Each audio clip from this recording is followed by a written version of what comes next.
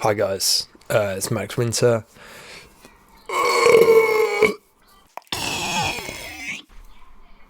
This is my first YouTube video. I am gonna just read some scary stories for you guys because I don't know what the fuck else to do with my life. And yeah, enjoy, dudes. Short scary stories, there it is. Nice. Okay, cool. Let's go top and read some of these. I think these have to be sub 500 words, which is nice. So they shouldn't take more than like a few minutes to read each, which would be nice. So we'll read a few of these and then we can just see how it goes. And judging by this format, I don't know, I just need to learn how to edit this shit. So yeah, that's it. Also, I'd really like to go out and film some stuff, maybe interview some people on the streets. I need to get a camera for that, but I'd love to do that as well. So yeah, this is just a journey into YouTube, so fuck it. Right, it's so hard being a single mother. I have the most wonderful children in the world. Alex is 11 years old and Emmett is 8. Raising them has been the greatest honour of my life. Not that it hasn't been difficult at times. They're children, so they always listen. They get into things they shouldn't and mess with things I'd rather they didn't. I know that's totally normal. And I don't normally draw hard lines. I prefer to let them experiment and learn. Of course, their experiments aren't always clean, and frankly, it's harder cleaning up after them than it used to be, but they're worth it. Of course, it would be easier with two parents. The dad disappeared when they were kids, never to be heard from again. He wasn't a good man, and they've already mostly forgotten the horrors of their childhoods, but some days I wonder if they're losing out on a lot by not having him here. Other days I just hate him. I try to make up for what they're missing out on, but it's hard. I do my best, but I can't be a dad. A couple of years ago I was so distraught that I didn't know how to go on, but it passed and I've settled into a groove. Things get better if you just hang in, and seeing their faces every day makes it worth all the struggle. I do sometimes wonder if they're missing out on things, stuck in the house with me. I'm a big believer in socialisation, and I know it'd be good for them to spend more time with the neighbourhood kids. It can't be great always being stuck with their mum, and I'm sure homeschooling isn't always the most fun, but it's the best thing I can do right now, for their sake. I hope that eventually things get better. Lately I've been having trouble getting Alex in particular to do what he's told. I know he's just naturally curious and it's normal, but he started to get really bad at listening. He always wants to play with knives, run with scissors, go into the basement, sometimes all at the same time. I've told him that these activities are dangerous and that he needs to leave sharp objects alone and stay away from the basement. But it's like that just makes it worse. I'm at my wit's end here. Last night I went downstairs and found Alex missing and the basement door open. Crap. I rushed downstairs, but I was too late. There was Alex, frozen at the bottom of the stairs, traumatised.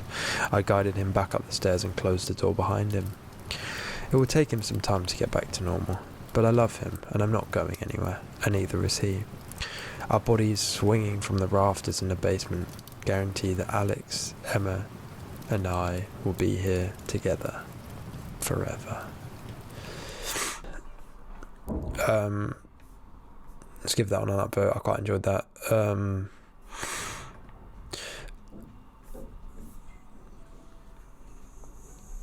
This one, oh, I love cameras, mate. Camera shy. I'd been collecting old cameras for as long as I could remember, but none caught my interest quite like the one I found at the dusty corner of an estate sale. It was a classic, a 1950s Leica, its black body still gleaming under the layers of age and neglect.